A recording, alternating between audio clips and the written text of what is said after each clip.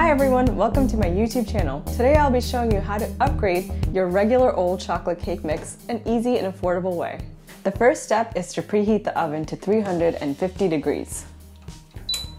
Next, we'll prep the pans with a little parchment paper and some vegetable oil. Okay, so a good way to make parchment paper fit into your pans is to cut them into little squares.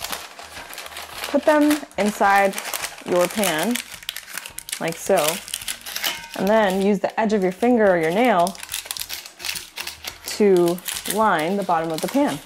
And that should give you an outline of your bottom of your pan on your parchment paper, and then you can use scissors to go ahead and cut out that shape.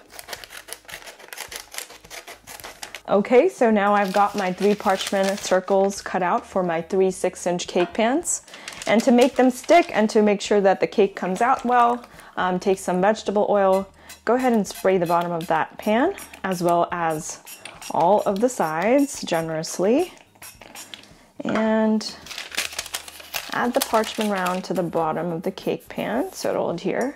And then I just like to put a little extra oil at the bottom just to make sure that it'll come out. Okay, the pans are prepped. Now it's time to assemble our dry ingredients. So using a really large bowl with a sifter, you're going to first take out your cake mix. Go ahead and add that to the sifter. Like so. Sifting really helps get the clumps out. It can be optional, but I highly recommend that you do it. Okay, next you're going to add to your cake mix a cup of flour. Remember, if you're measuring a cup, you spoon in the flour into your cup and not scoop with the cup measurement itself.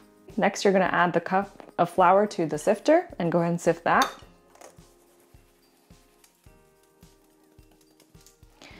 If you're left with any lumps in your flour, go ahead and just use a spoon and push them through.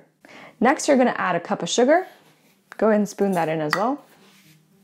And go ahead and add that to your sifter as well.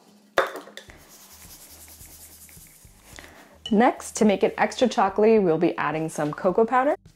We're going to use about half a cup of cocoa powder.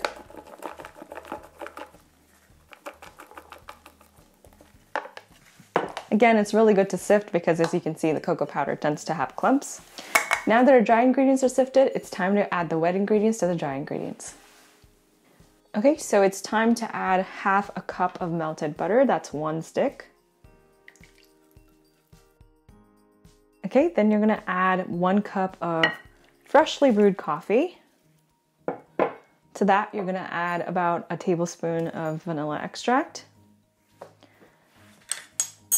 as well as about 1/4 cup of vegetable oil. You want to be a little bit careful here because the coffee is going to be a little bit warm. So we're going to mix the ingredients first before adding our eggs.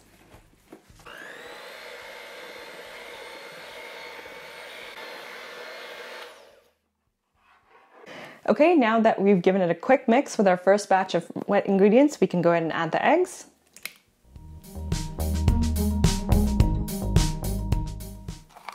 And for our secret ingredient, we're going to be adding half a tub or about 6 ounces of sour cream. If you don't have sour cream, you can also substitute yogurt. And if you don't have yogurt, you can do mayonnaise, but I highly, highly recommend sour cream if you have access to it. Once you've added sour cream, go ahead and mix the batter for about 1 more minute.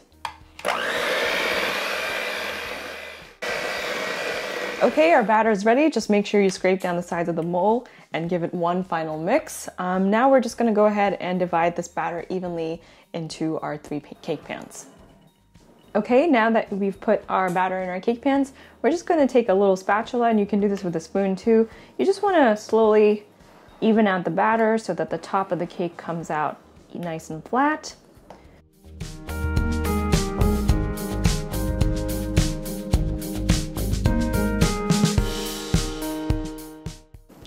Once they're leveled off, go ahead and pop them in the oven, again at 350 for about 40 to 45 minutes, as long as the center of a toothpick comes out clean. Okay, the cakes are out of the oven. They baked for about 40 minutes for me. They have to thoroughly cool for an hour before we can frost them, so let's set them aside. In the meantime, let's get started on the chocolate frosting. So here I have about 3 cups of powdered sugar. To that, we'll be adding 2/3 cup of Dutch processed cocoa. Now, I really like using the Hershey Special Dark. I think it tastes really good and also looks very good, very chocolatey. So let's go ahead and add 2/3 cup in there. Before we start adding the wet ingredients to our frosting mixture, let's go ahead and melt our chocolate. So I have about 2 tablespoons of butter, added to about 1/4 cup of chocolate chips or 2 ounces, and we're gonna go ahead and microwave this in 10-second intervals until it completely melts. Our chocolate has melted and we can move on to our wet ingredients for our frosting. I have about 1/3 cup of hot water. I'm gonna go ahead and add that. And to that, I'm also going to add about 1.5 sticks of butter. Note that this butter has been softened overnight, and if yours isn't, you can microwave it in 7-second intervals. Make sure that the butter that you're adding is softened to room temperature.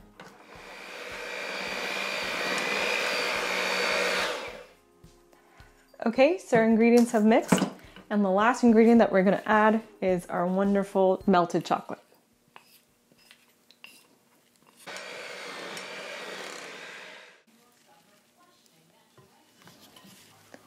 Our chocolate frosting is ready and we're ready to frost our cake.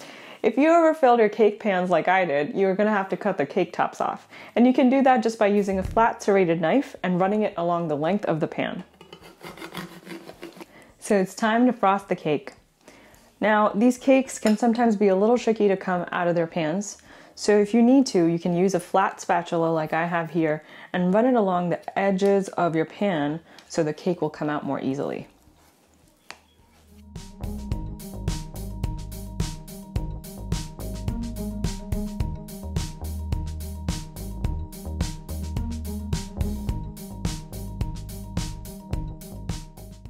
Okay, to start frosting, you're going to take a little bit of frosting and put it on either your cake board or your plate, whatever you're using. I'm using a cake board here because it makes it easier to decorate. I'm going to put a little bit at the bottom so it acts like a glue for the entire cake. And then you're going to take the cake, flip it over, and add it to the center of your board or plate. Then you're going to remove the parchment paper, and now we can get to frosting. So take a generous scoop of your frosting, add it to the top, and spread it evenly on the first layer.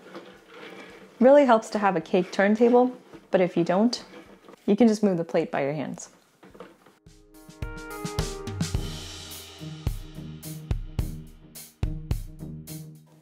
Okay, it's time to add the second layer.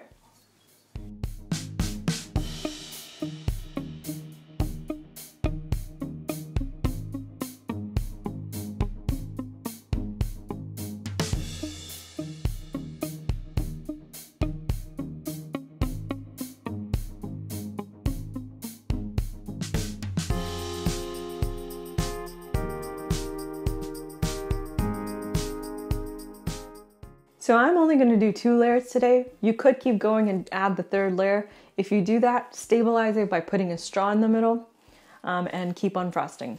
So now I'm going to show you how to frost the sides.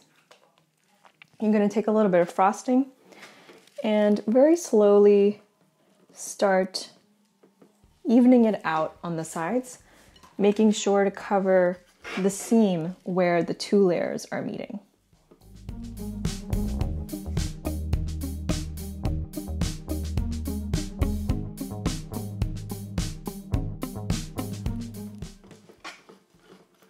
So I'm just giving this cake a really rustic frosting look. It doesn't have to be professional. We won't have to do a crumb coat and chill it. It just needs to be however you want it to be.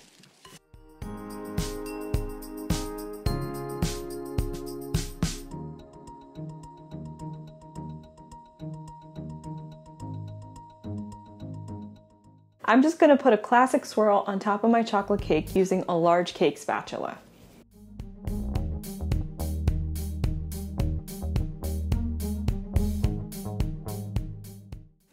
Once you're done frosting the cake, you can use a little piece of paper towel and clean the board as well as your turntable.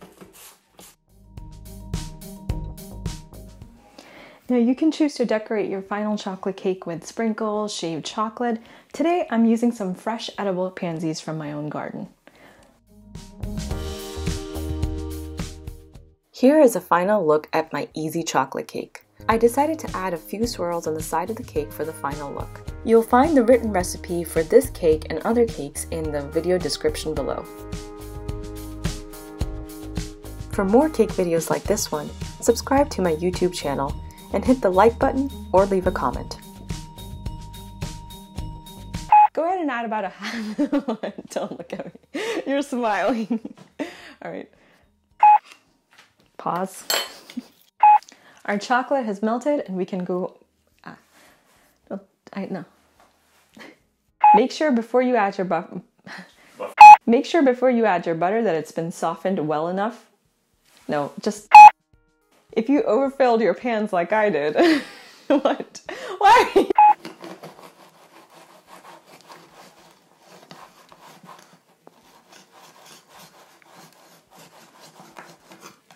Be sure to watch your hand for your safety.